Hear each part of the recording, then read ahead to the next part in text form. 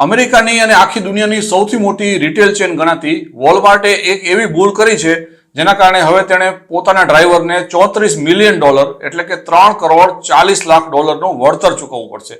હકીકતમાં વોલમાર્ટે એક ડ્રાઈવર ઉપર ખોટો આરોપ મૂક્યો હતો કે તેણે કંપની સાથે ફ્રોડ કર્યો છે અને વળતરના ખોટા નાણાં માંગે છે, પરંતુ વોલમાર્ટનો દાવો ખોટો સાબિત થયો અને હવે તેણે કરોડો ડોલરમાં દાવો સેટલ કરવો પડશે.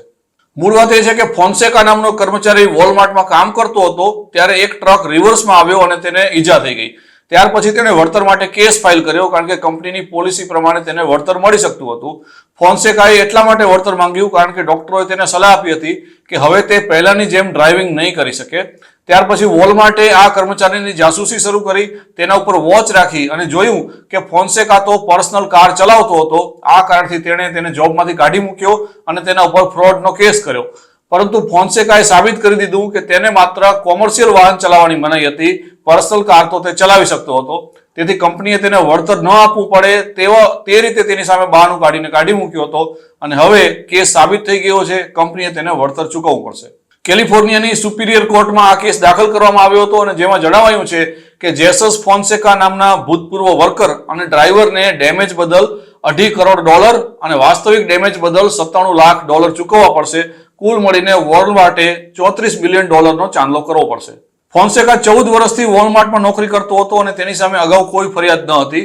વોલમાર્ટે ફોન્સેકાની એવી ફરજ પાડી હવે કે તેણે જુદા જુદા એમ્પ્લોયર્સ પાસે જઈને એવું કહેવું પડ્યું કે મેં કંપનીમાં ફ્રોડ કર્યો હતો અને કંપનીની ઇન્ટિગ્રિટીની પોલિસીનો ભંગ કર્યો હતો.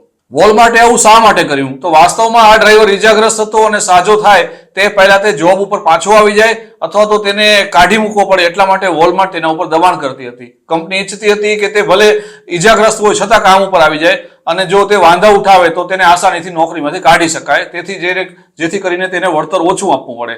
દુનિયાની સૌથી મોટી રિટેલર એક ડ્રાઈવરને ઓછું વળતર મળે તે માટે આવા બધા રસ્તા અપનાવતી હતી. ડ્રાઈવરની દલીલ હતી કે હું મારી દૈનિક કામગીરી કરતો હતો અને તેમાં કોઈ પણ પ્રકારના ફ્રોડ કરવાનો સવાલ જ નથી. કોઈ કર્મચારી અજાણતા જ કોઈ નિયમનો ભંગ કરે તો તેનો અર્થ એવું નથી કે તેની સામે ફ્રોડનો કેસ કરી દેવાય. આ દલીલની સાથે કોર્ટ પણ સહમત થઈ અને તેને $34 મિલિયન વળતર ચૂકવવા માટે આદેશ આપ્યો હતો. ફોન્સેકાને વોલમાર્ટમાં ઈજા થઈ ત્યારે સૌથી પહેલા તો તેને મેડિકલ લીવ ઉપર ઉતારી દેવાયો અને ત્યાર પછી તેને જોબમાંથી સીધો કાઢી મુકાયો હતો. તેના ઉપર આરોપ હતો કે તે બહાર પર્સનલ વ્હીકલ ચલાવતો હતો, તેથી તેની ઈજા ગંભીર નથી અને કંપની તેને વળતર આપી ન શકે. જ્યારે કર્મચારીની દલીલ એવી હતી કે તેને પર્સનલ વ્હીકલ ચલાવવાની ડોક્ટરે છૂટ આપી છે, તેને માત્ર કોમર્શિયલ વાહન ચલાવવાની મનાઈ છે કારણ કે હવે તે આજીવન વાહન નહીં ચલાવી શકે. તેથી જે નુકસાન થયું તેનું વળતર મળવું જોઈએ. કેસ ચાલ્યો ત્યારે સાબિત થઈ ગયું કે વોલમાર્ટ પોતાના કર્મચારીને એટલા માટે ખોટી રીતે બદનામ કરી રહી હતી કે જેથી કરીને તેને વળતર ચૂકવવું ન પડે. તેનો ઈરાદો આ ઝંઝટમાંથી વહેલી તકે છુટકારો મેળવવાનો હતો જેથી કરીને પગાર કે વળતર બંને આપવા ન પડે.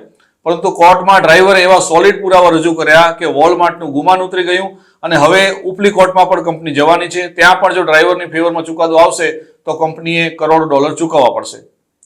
કંપની આ ચુકાદા સાથે સહમત નથી. તે હજુ વધારે કાનૂની લડાઈ લડવાનું વિચારે છે. તે ઉપલી કોર્ટમાં જવાની છે અને કંપનીનું કહેવું છે કે કોર્ટે હકીકતોને ધ્યાનમાં લીધા વગર આ ચુકાદો આપ્યો છે.